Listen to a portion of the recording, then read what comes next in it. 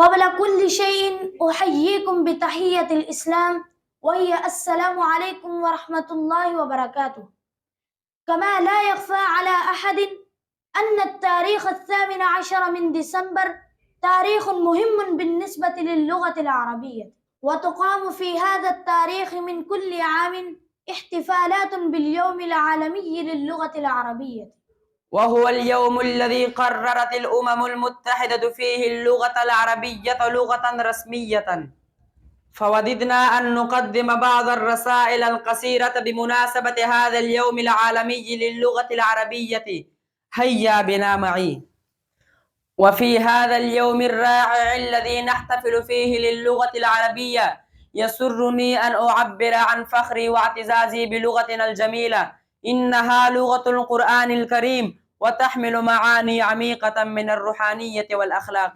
فمن دواعي سرورنا أن نهني جميع العرب وجميع من ينطقون بهذه اللغة العظيمة، ومن خلالها نقوم بإهداء العالم الإسلامي أجمل التحيات والأمنيات، وندعو الله تعالى أن يحفظ ويصون هذه اللغة والأمة العربية الإسلامية. وفي هذا اليوم يجتمع الناس للاحتفال باللغة العربية لنؤكد سريا على أهميتها كجزء لا يتجزأ من التراث الإنساني، فإنها لغة التفاهم والتلاحم، وعبر كلماتها يتبادل الناس أفكارهم وشاعرهم.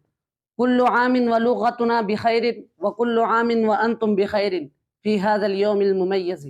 في ظل روعة اللغة العربية نبعث بأطيب التمنيات للجميع. بمناسبة هذا اليوم العظيم نحيي اللغة العربية ونعبر عن فخرنا بها.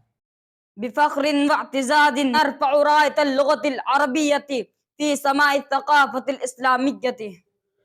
تهانينا الحارة في هذا اليوم المميز لكل من يحمل قلبه حبا للغة العربية. يوم اللغة العربية يذكرنا بمسؤوليتنا في الحفاظ على تراثنا اللغوي. بفرح وابتهاج نحتفل باللغة التي تربط قلوبنا وتوحد أفكارنا. يوم اللغة العربية فرصة لنجدد عهدنا بالحفاظ على هذا الكنز الثقافي. أحب لغتي وجمالها الخاصي. أحب لغتي وجمالها الخاصي، في قصائدي أكتب لها بكل حب وشغف. كلماتي تنساب كأنها نغمتي، كلماتي تنساب كأنها نغمتي، لغتي العربية فيها الحب والسلام. حروف العربية ترقص في فمي، لغتي الجميلة فيها الفخر والكرامة. كلما أتحدث بلغتي يتسع قلبي، كلما أتحدث بلغتي يتسع قلبي. لغتي الإسلامية فيها العز والفخر.